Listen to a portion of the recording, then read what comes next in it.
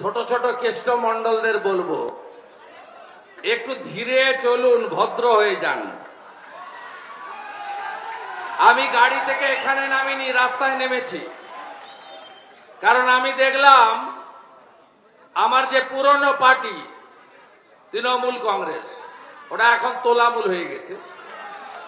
তার নেতারা ওখানে দাঁড়িয়ে আছে, সব ছাদে টাদে ইত্যাদি। আমি নমস্কার করলাম, ওরাও নমস্কার করলো, খারাপ ব্যবহার করেনি।